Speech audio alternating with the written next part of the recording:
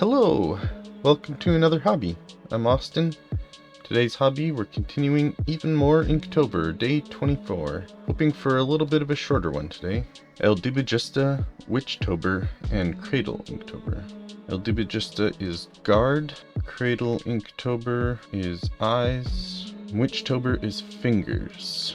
Okay, so I'm having a little bit of a harder time narrowing down this concept, so I figure I'll talk through that process in case anybody finds it interesting. So I had a couple ideas. I was thinking either some kind of guard, maybe like medieval in armor or something, standing blocking a door, and then something to do with the eyes, maybe they're glowing, and then fingers maybe worked into the armor design, ornate armor with a bunch of finger shapes in it or something. Not too sure. Not really anything about that one that sticks out to me as a great idea.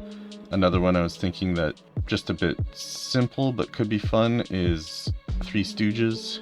Maybe draw a frame from one of the movies where there's one of them blocking the attack of the other one, trying to poke their eyes like they do.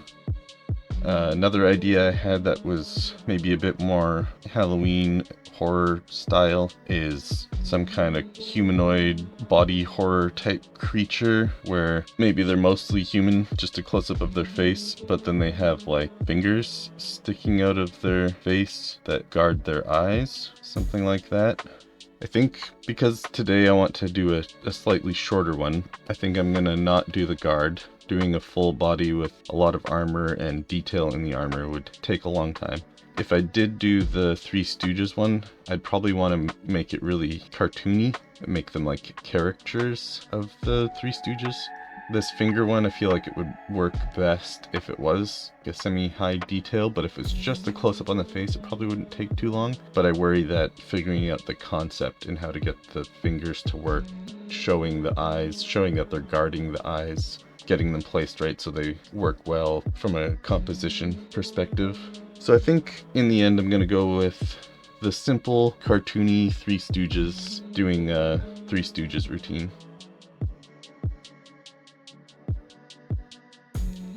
I don't have much of an idea of what kind of cartoony style I want to do with these characters, so I think I'm just going to start working on it and see what it kind of ends up leaning into, and if it doesn't go anywhere then I might look into getting some inspiration from maybe a cartoon or another artist or something. Can't really do a drawing of the Three Stooges and only have two of them, and for this action you kind of only need the two characters doing it, so I think I'm going to do, is it Larry with the curly hair? I remember it being maybe misleading because Curly isn't the one with curly hair, maybe? I don't know. But I think instead of having him just kind of standing there looking, I'm going to make it like he was the victim of the previous eye poke that worked, that Curly just learned from and decided to protect his eyes because of it.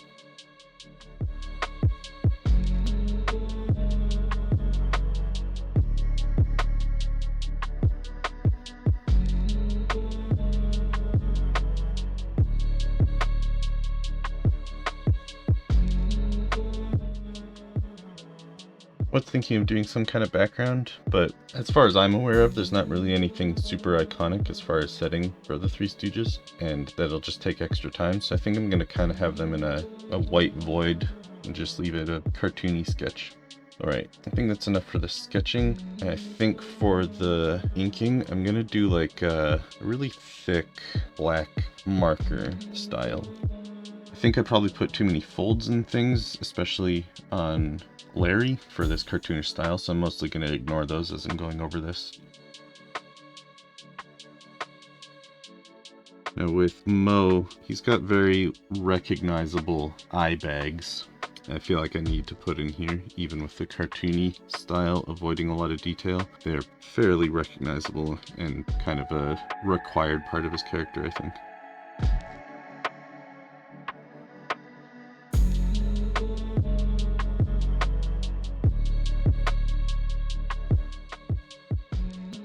One thing I'm just noticing about Curly is he has a fairly short top of his head. Like, usually your eyes tend to be about like middle height from the tip of your chin to the top of your head, but his top of his head is quite short. So I think if I put that into this caricature, it'll help it read a little bit more like him, hopefully.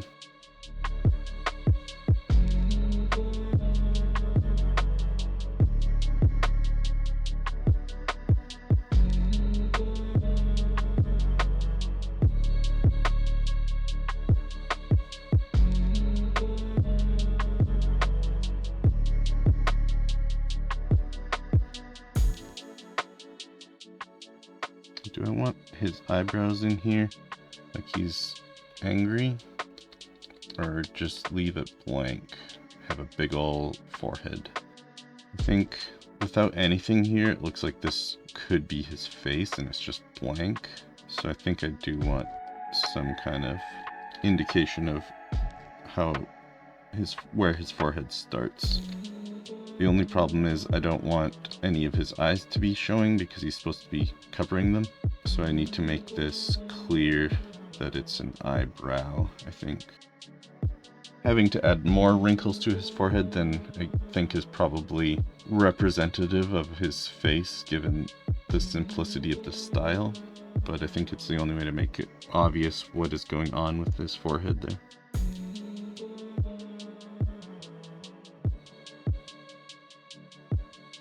Alright, I'm going to say that's good enough and move on to doing some coloring. And I think I'm going to make it a really rough, kind of flat shaded, just watercolor wash, more or less.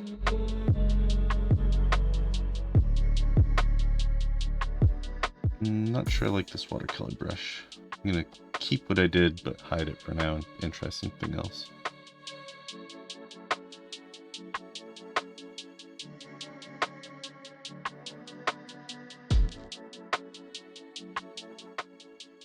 Yeah, so this has a really harsh edge on it, but I think it kind of works for this.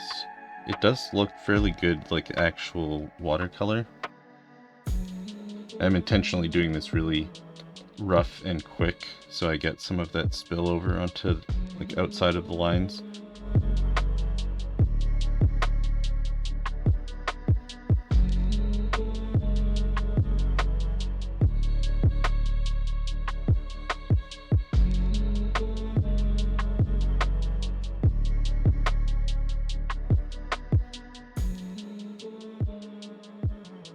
I think I'm going to give them a bit of a indication that they're standing on ground with some kind of vague bluish shadows.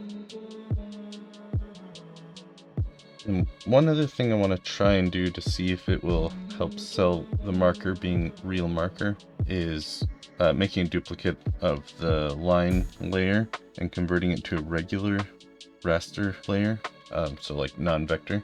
And then if I take that and give it a slight blur, it'll make it feel like it's bleeding into the paper just a little bit.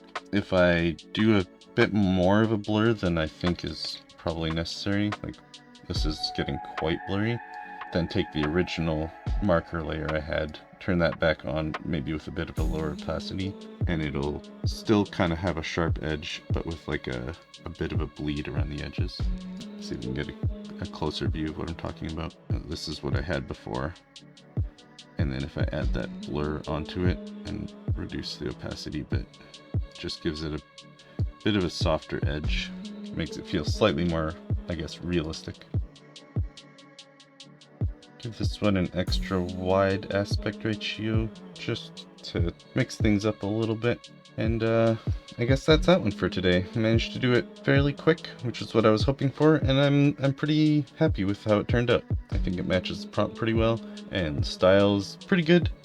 It captures the characters, I think, at least as far as I know them, being somebody that hasn't watched it much. So that's it for today. Thanks for watching me explore another hobby. Like and subscribe if that's something you want to do, and have a good one.